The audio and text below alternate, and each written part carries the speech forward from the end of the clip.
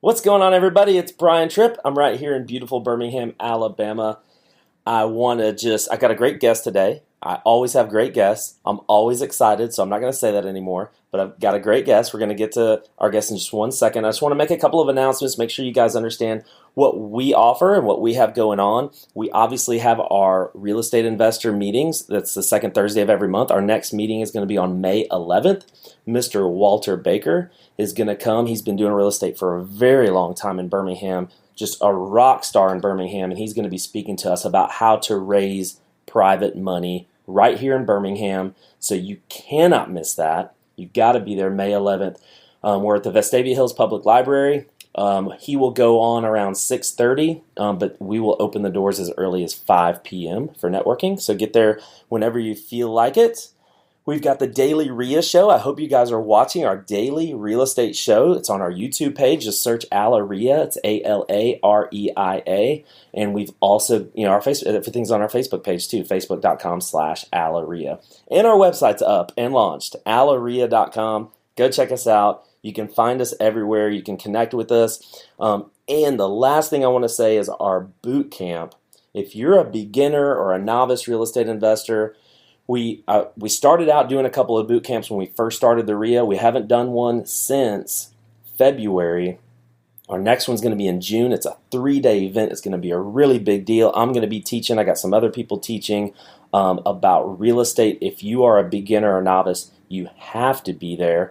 And if you sign up for it by May 11th, then you will get an early bird discount. So make sure you do that. You can reach out to us at info@alareia.com. That's just info@alareia.com. And right. This is probably the most excited I've been to do a podcast because I've tried and I've gotten asked this question, I've tried from the very beginning to get a woman real estate investor on the show. People ask me, how come there's no women? And I've been trying my hardest. They keep putting me off. That might be, yes. Is that a woman thing? I'm not sure. But I've got Miss Cindy Tolbert in the office in our studio today. How are you today, Cindy? I'm doing great. How are you? I'm good. Thank you so much for being here. Thank you for the invite. This may be the longest podcast episode we have. I've got so much I want to ask you and so much I want to talk to you about. Cindy is with Realty Consultants. It's her own brokerage. She's a broker, but she's more of an investor. She's the investor that went out, like some of us, like me, went out and got the real estate license because they felt like it could help them be a better investor. Is that fair to say? Somewhat. Okay. I'm going to let you tell the story. Tell me what you're doing. I want to get to your story and how you got into real estate for sure, but what are you doing right now? What I'm doing right now, I do occasionally work with buyers and sellers, but for the most part, I am advertising and looking for houses to buy, whether to buy and hold or to buy and flip. So you buy and hold, you buy and flip. I know you lend. I do. And you are looking for money like all of us. Yes. And so that's kind of what are you in the middle of a project right now? What are you doing right this second? I have 2 contracts on purchases for rentals, and I have 1 flip in progress right now. And I'm actually have more money than I have deals. So I need deals. Send me wholesale deals. There you go. And we're going to get your contact information at the end. So for the people that skip ahead and they just want the buyers on their buyers list, definitely you want to pay attention to the rest of this podcast episode. It's going to be fantastic. I want to talk about women in real estate. We're going to talk about that in a second. I want to talk about, you're in Tuscaloosa. I am. So I want to talk, and I know you're in Tuscaloosa and Birmingham, but you primarily, your stuff's in Tuscaloosa. I have properties there and in Birmingham. But I want to talk about the Tuscaloosa real estate market. We're going to get to that too. And you host a meetup group too. I do. We're going to talk about all of that. So make sure you guys stick with us for just a second. So right now you've got a flip in progress. Where's your flip? It is in Tuscaloosa. Okay. Is this a higher end type of thing, lower end? What do you like? What are you doing now, and what do you like to do as far as flips go? What I have done in the past primarily is properties that will retail for no less than $120 and no more than $200. Okay. This is on the lower end of that spectrum. It's retail $135, and it was just a home that a family had moved away, and I got the lead from mailing the card. Yeah. So you talked about that a second ago. Advertising and marketing how do you primarily get your deals right now? I mail to probate list, and I mail to absentee owners, whether they're in state or out of state. I also look for wholesale deals, advertise to expired listings and withdrawn listings as well. So is direct mail, is that kind of your kind of bread and butter? Yes, direct mail. Okay. Because a lot of people do a lot of different things. There's a million different ways to market for deals, but have you found direct mail works best for you? Have you tried anything else? Yes, I tried one of those large street signs one time that was quite expensive. It's much more expensive in Tuscaloosa, as most everything tends to be, I've noticed. What do you mean a large street sign? A bandit sign? No, one of the ones, advertisements that commercial companies will use on the side of like the a billboard? Like a billboard. I guess that's what you call it, a billboard. Okay. Yes. It was like a stop sign that you just spray billboard. painted on? That's the word. Okay. So you tried the billboards, and it's just none of that worked. It was not really that great. It was a lot of junk calls. It might have been where the location I had it in. I tried it in a couple of locations, but I did not find that very productive. Yeah. I made enough money off of it to pay for the sign and a little more, and that to me is not really something I want to be spending my money on. Yeah, well, I mean, I talk about this all the time. I was on TV, I was on the radio, I had billboards, and my end, what I found out was it was a wash. It was 100% wash. Like, I broke even. And I don't want to do all that and spend all that time and effort to break even. You're not in the business to break even. You're in the business to make money. Interesting. So you don't go out at 3 a.m, Cindy, and hang up bandit signs like some people? Did you ever do that? I have hung up my own bandit signs before. Yeah. I've attempted to find someone to do it for me. That hasn't worked out. But bandit signs, when I used to do that many years ago, I haven't done it recently, but when I did, they were very beneficial. Yeah. But one of the problems we're having, and I think this is a lot of locations, is the city government are not wanting you to do that, and Tuscaloosa is very particular about that. So if I hung them there, I would probably have a real problem. Right. Do you prefer, because you're in both markets, and it's not that they're a million miles away, but you're in Tuscaloosa and Birmingham. Do you prefer, since you live in Tuscaloosa, do you prefer property there, or it just doesn't really matter? Doesn't matter. I actually remodeled a house to sell in Huffman last year, and I lived in Tuscaloosa. It was an hour and 15 minutes one way to the house. Yeah. But I made the deal, and I hired a general contractor, so I only had to go to the property once per week. Yeah. So it made no difference about where it was. Right. So that's a great segue. You just mentioned the word contractor. This is the number one question I get asked is, how do you find a good contractor? And even more specifically, I've been asked by many women, how do women deal with contractors? I don't know if there's a good way to find a contractor. I have had good experiences with a particular contractor for 2 or 3 houses, and then it would be very poor after that. You have to stay on top of that. I don't know if it's any different for women than men. I think probably the only thing that might be a little bit different is that there's a little bit of a prejudice in our society that the woman is not going to know as much about contracting as a man. There's not a question about it. And sometimes that's true, sometimes it's not. It doesn't have to do with male or female. It has to do with your experience in life. There's no question. Yeah. But the perception is that the woman, it's just like going to a mechanic. I don't know anything about cars. Right. But I may get treated differently just the fact that I'm a man. Right. In the beginning. And you may know everything about cars. So that's the question. How would someone who's new, because you hit the nail on the head, it's experience. If you've got experience, then no contractor is going to be able to tell you something that's ridiculous because you'll be all over it. You'll be on top of it. If you're new and you're a female, what advice would you give? And maybe talk about some experiences that you had in the past. What advice would you give to someone who's new, who's trying to find that contractor?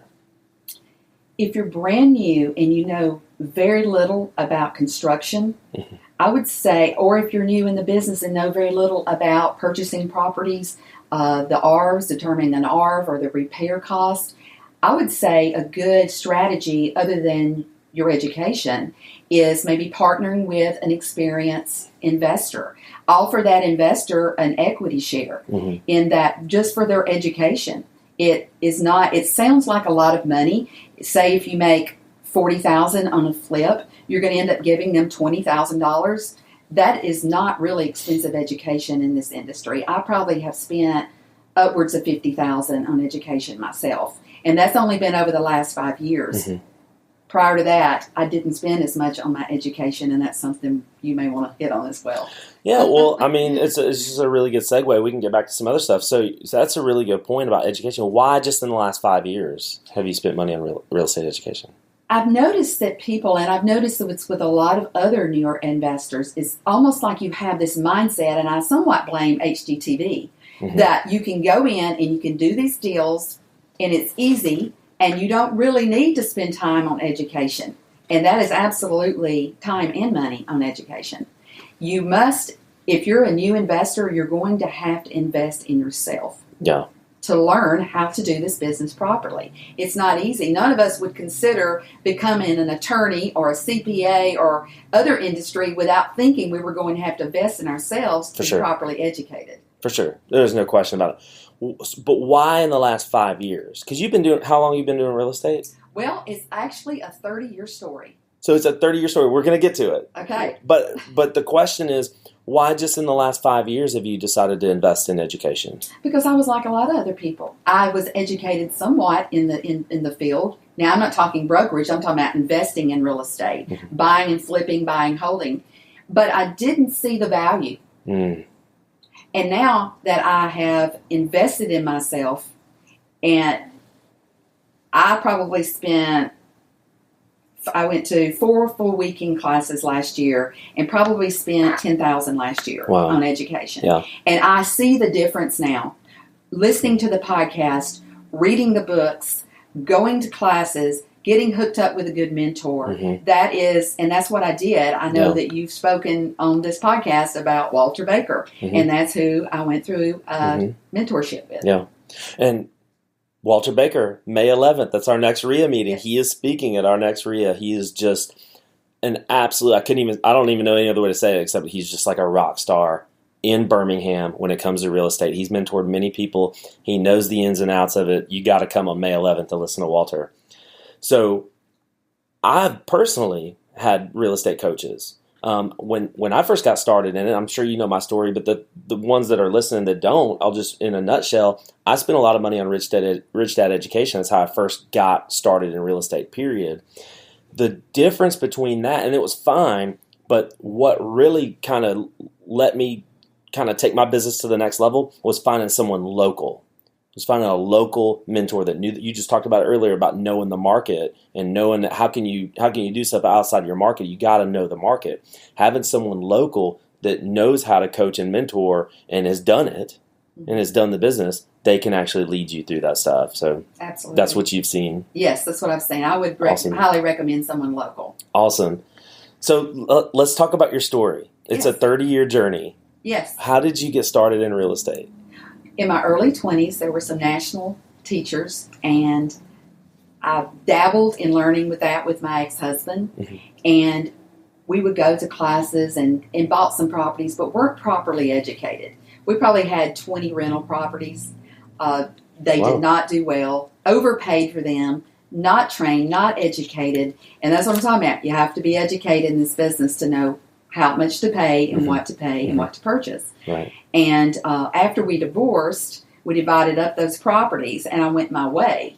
I did not become involved. I only dabbled in real estate a little bit, and then in 1996, I got my real estate license and started working as a real estate agent at that time, which is a great training for how to close, what values in the real estate industry in itself. But I wasn't really happy doing that. It doesn't have the reward, to me, it doesn't have the reward that it does to go out and negotiate a deal and find a deal and rehab it and come out of that closing with a large check in your hand. There is no better high than that to me. And that's what makes me happy. And everybody's different about what makes them happy. Yeah. But that is, for me, that's what I loved. That's awesome. So you said something. Being the real estate agent was a great training for you to become an investor later. Is that something that you would recommend to someone who's kind of newer? Would you recommend, like, maybe someone that's got a full-time job and eventually wants to be in real estate, would you recommend that to them? I typically discourage that. And one of the reasons I discourage it is exactly what happened to me. Selling other people's property and working with buyers, I find to be much easier than investing in real estate. Therefore, it can consume you and all your time much easier than you think will happen to you. Before you know it, you're working with buyers and sellers and not building up your portfolio. And that's what happened to me. I would keep dabbling in real estate investing, but my life became consumed by brokerage. Also, when you have a real estate license, you're subject to Alabama Real Estate Commission laws and regulations. And they're not that they are not something that all of us would want to live by, but for instance, one of the concepts, any advertisement you send out, you must put on that advertisement every time that you are a licensed real estate broker. That tip, I used to think, or agent, I used to think that would discourage people, but it has not discouraged people. So that's just one caveat. You need to know what is going to be involved with having your license when you have your license. Yeah, no, for sure. So how would you, if you don't recommend someone brand new to become a real estate agent, what would someone who's brand new listen to this podcast, they live in Birmingham, step one, what do you do? Step one, you start attending the REIAs. I agree. And that's how I started. Many years ago. And, well, I say not originally in my 20s, but got back into the business. But in being around other people that are in this business, finding you a good mentor, I find that can be a little more difficult to find a local mentor that will train you. That is quite an investment for the person that's going to invest in you. And that's why sometimes it's quite expensive to get involved in that, because you have to understand the commitment they're making to you to train you and mentor you. That's right. So finding a mentor, that is a must. You have to be educated in this business to do this business. So you said step one is go to the REIA. Go to a local REIA, and I recommend people go to everything. If you are new, go to you can go to meetup.com, and there's probably 5 or 6 in Birmingham. Yes, there are. Go to everything, and I'm biased. I think that we're the best. come to ours, but really, if you're new, go to everything and see. Maybe real estate's not even for you. So that's why maybe going to the REIA will maybe just help you decide whether even real estate is for you at all. Right. Right. Absolutely. So, and then if you think it is, then get involved. Get actively involved. Maybe even get a mentor. Just learn and consume. When I first started getting into it, I couldn't stop thinking about it. It just dominated every thought I had. I just became on fire for real estate. It was a passion I never knew existed. And so I feel like if you're not really passionate about it, if you're just gonna go try to chase a dollar, it's probably not going to be for you. I agree. Okay. So you were talking about your story. And we kind of got sidetracked a little bit. So you kind of stopped being an agent, or you were still an agent, but you kind of stopped doing that full time. You started focusing on the investing a little bit more. Yes. So kind of take us through, was it around, you said 1997, 8, 9? That's in 96 I became a licensed agent. Okay. And then, so I actually sold real estate for many, many years. And when did you kind of decide, I don't want to focus on that as much. I want to focus on investing? Probably only about 5 or 6 years ago. Oh, wow. Mm-hmm. Okay. Yeah. I was dabbling in real estate investing prior to that. That's what I call it, dabbling in it. I would do it and not do it and do it and not do it, which is actually worse than not doing it at all, because you don't really stay in the know about what's really going on out there. Right. Yeah. So you were really just an agent and that was your full-time job? Yes. For, I guess, 20 years. And a single mother. Yeah. So that was enough at the time. Yeah. So let's talk about that. I'm not a woman, obviously, but I want to try to ask a question that maybe some women that are listening would want to ask. I'm trying the best I can to put myself in the shoes of another woman. Single mother, trying to balance a career with raising children. How do you invest in real estate? How do you get going? How do you overcome those kind of challenges that maybe men won't face? It's probably going to be a little slower for you, but it's the perfect opportunity to educate yourself during that period of time. Because if you have children, they're too small to be alone. It's going to be difficult to work a job and do that business as well if you don't have the support. So that's a great time to learn about the business and maybe do only a few properties. It doesn't have to be huge. A lot of times we think we're going to get into a business, you have to be all in 100%. You don't. There's many people that have full-time jobs and still buy rental properties, and before you know it, you build up a portfolio that you didn't realize it even happened. Yeah, that's right. Yeah. So just jump in and just do a little bit. Right. And don't, it doesn't have to be, your full-time job even. It doesn't have to be, but study the market in your downtime. Study the market as much as you can. How would you recommend someone do that? How would you recommend someone study the market when they don't have access to the MLS maybe? Give us maybe, and you've been out of that world for a long time of not having your license. You've had your license for a long time.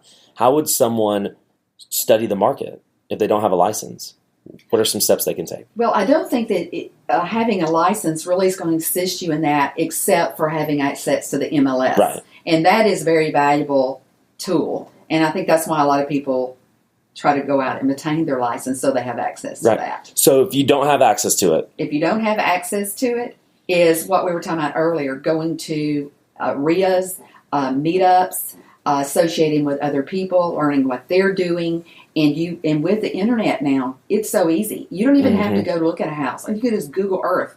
I mean, I never go look at a house until when I get a lead, until I look at it on Google Earth. That's right. I want to see what it looks like around it. And it cuts, and that's not just exactly like being there, but it's the next best thing.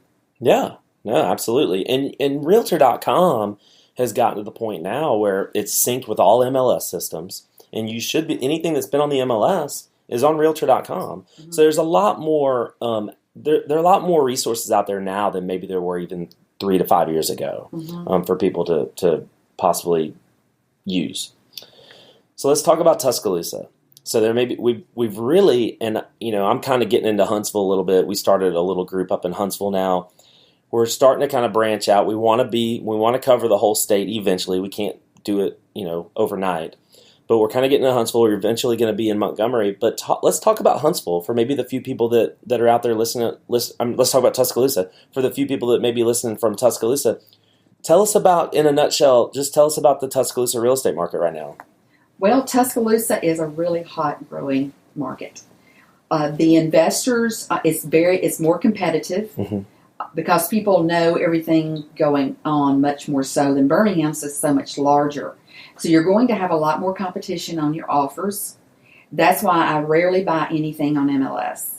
The investors tend to pay more there than they do in the Birmingham market. That's one of the first things I noticed. So it's more difficult to find a good deal than it would be in the Birmingham market. Is that why you come to Birmingham so often? Because it's easier to find a good deal? Well, or there's just more deals because it's a bigger city? The one I said I did in Huffman last year, I was found on Facebook. Someone just found me. Wow. It was actually a family member. Yeah. Twice removed family member. So that's how I ended up with that property. Right. I don't actively search for them, even though I would love if people send me deals, from Birmingham. So I'm not marketing or advertising to Birmingham. Gotcha. Market. So what you just described about Tuscaloosa, though, is really, I feel like it's going on all throughout America. Okay. Is we're in kind of a boom right now. Do you, and I know you're not a fortune teller, but do you have any kind of thoughts on where we might be headed in the next couple of years, just as far as the real estate market goes? Nationally? Yeah. Well, or no, just locally? Specifically to here, but yeah. It all depends on what our government does. Yeah. Trying to prophesy on what is going to happen is based upon whether hopefully some of the laws that we've had over the last 8 years are going to be overturned, like Dodd-Frank regulations. That's right. That's really cut out a lot of the investor activity that was intended to help the consumer that appears that has actually hurt the consumer. Yeah, Dodd-Frank, interest rates. Interest rates could play a part in that. So Tuscaloosa, anything else that I'm just trying to think about some stuff about Tuscaloosa. What is it? Because when most people think, obviously it's a college town, is that kind of a hotter rental market than, or is it as hot as what people might think? It's very hot. Okay. There are that's one of the reasons I started buying in Birmingham as well, is to diversify. Mm-hmm. I'm somewhat concerned about the number of apartments that are being built there. Yeah. I have heard statistics on the vacancies, and I don't really like to quote them because I don't know if it's rumor or fact. I haven't checked it myself personally. So it is concerning that there may be an overabundance of rental properties. And the university's building quite a number of their own on campus for rentals. So I have started diversifying and buying rentals in Birmingham as well, mostly in the western side, just because it's closer to you. It's closer to me. And I actually live halfway between Tuscaloosa and Birmingham, so it's not like I'm very far from either one. Gotcha. That helps. Yes. That definitely helps. Yes. So you mentioned to me before we got on here that you listen to a lot of podcasts. I do. You said that you rarely listen to music at all. You're listening to a lot of things that are going to help educate you, whether it's real estate, it may be just financially, whatever it is. Talk to that. Talk to the importance of just kind of surrounding yourself with education instead of music or any kind of other garbage that, I don't call music garbage, but any kind of else that's not going to benefit you. Well, I kind of like to back into that because many people think that real estate investing starts with learning about investments. And I believe it starts way before that. I believe that it's about your mindset. Mm-hmm. Being a real estate investor is really being an entrepreneur.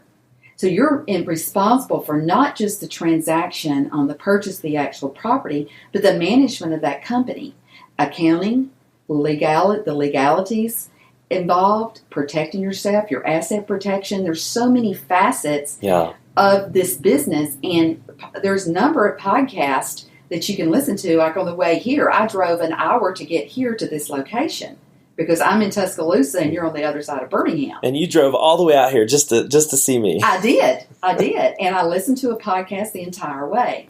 I would say that I would say almost never drive without listening to a podcast, and I have a number of podcasts. It's the greatest time to educate yourself and to encourage yourself and to set your mind so you can handle those tough times, because this business is not always easy. Coming out of closing with a large check is the high, like I said, but it's not always a high. Sometimes you come out of closing and your check's much smaller than you thought it was going to be. Right. I have a friend that actually said, of course, he's flipped over 200 properties, but he said he's written checks at closing. Oh, yeah. A couple of times. So things don't always go as you want them to go, and you have to be ready for those tough times. And the only way you can do that is being prepared mentally that you can handle that kind of distraction. Definitely. The mental aspect of it is something that I think a lot of I don't want to call them gurus, but a lot of the people that are successful talk kind of the most about the mental aspect of it. But, and I'll just take me for instance, when you're not successful, before I started getting into real estate, when I wasn't successful, when people that I hung around weren't successful, we want to be successful, and we're like reading books and we're like listening, and the number one thing people are saying is, well, you got to get your mind right first. It's like, yeah, okay, I get it. Tell me how to make money. Well, it starts with your mind. Yeah, okay, I got it. I can visualize. Okay, now just tell me how to make money. I didn't understand until really I got my first check. That first check I ever got in real estate changed everything for me. It made me believe that it was real. That real estate was real. It made me believe that, hey, I can be successful, because I came from nothing. I came from absolutely nothing. And to get a check like that, for me, my first check was $10,000. But to see $10,000 in one lump sum, it might as well have been $1 million. I'd never seen anything like that before. So the mind is just, you've got to believe that you can do it. You got to believe that you're worthy, because I didn't believe that you're worthy to be successful. Mm-hmm.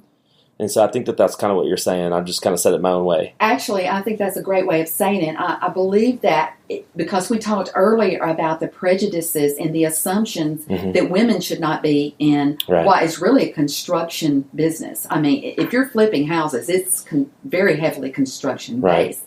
And I believe that sometimes even women will buy into the prejudices.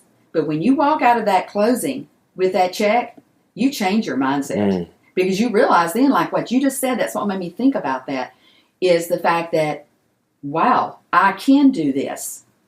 Yeah. When at some point you might have believed or bought into the prejudices that you can't. Yeah. If you didn't grow up, because men and women will be no different based upon if a young man grew up and his father didn't know construction, he didn't teach him construction, he's not going to know any more than a girl's going to know. It's just that not. Men are typically in our society have been taught that. And there is so many easy ways to learn about the construction industry. Probably 2 months ago, I had a contractor install a water heater for me. Mm-hmm. And I knew it wasn't correct. I could tell by looking at it. So I'm like, okay, how am I going to know exactly what's incorrect so I can argue with him on Monday morning? Mm-hmm. YouTube. That's all you got to do. I learned how to install a water heater properly and found out what I knew was incorrect in order that I could intelligently speak with this contractor, mm-hmm. because what he was doing was trying to get away with something he shouldn't have. Sure. And so he was actually very surprised that I knew that, because he didn't know I knew how to install. But to this day, he doesn't know that I you just watched it on found YouTube. out on YouTube. That's awesome. And everything's on YouTube. Yes. Everything's on. You can learn how to do anything on YouTube. You said something really interesting there, that you wanted to know how to argue with him. Uh-huh. Most women, and it can be a lot of men too, but most women, and they say this to me, is I have like a fear of confrontation, or I have a fear of approaching someone like that, and even approach him, to even say it. Mm-hmm. Is that something you ever had, or is there any advice that you could give to a woman that maybe listen to this about how to do that? I would probably say argue is probably an improper word. No, I know. Intelligently stand your ground would be more appropriate, because if you start arguing, that's probably a poor word that I chose. No, but it might have been a poor word, but it emphasized the point that it's still confrontation. You still have to have some sort of confrontation with someone.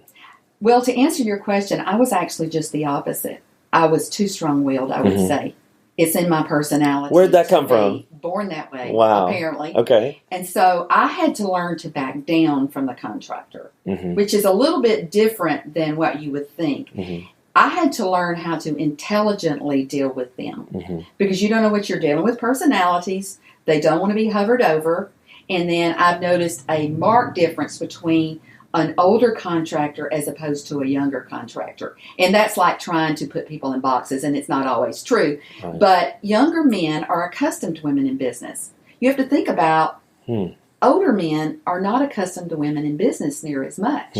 So they don't realize that women can do this. But I have found that when I know what I'm talking about, the men treat me no differently than they do other men. Mm-hmm. I guess you probably have to prove yourself a little bit more, and that's okay, because there's things that men probably have to prove themselves about more as well. Right. So we all have prejudice, whether it's color, race, religion. Yeah. There's going to be prejudice no matter where we are, so we have to just learn how to deal with it. And I say this too, that because I've got 2 women who I'm coaching right now, and I tell them that you're gonna face some of that. It's a fact. Okay, now you have 2 choices. You can choose one of 2 things. You can either overcome it, or you can just accept it and shrink up. Mm-hmm. But it's the people who are successful who overcome that kind of stuff and just accept it. Hey, it's a fact, but I'm going to prove myself, and I'm going to overcome this where it won't happen anymore. Well, I would say overcoming that is no different than overcoming anything in business. Absolutely. Because there's going to be other things to overcome. There's going to be people that are going to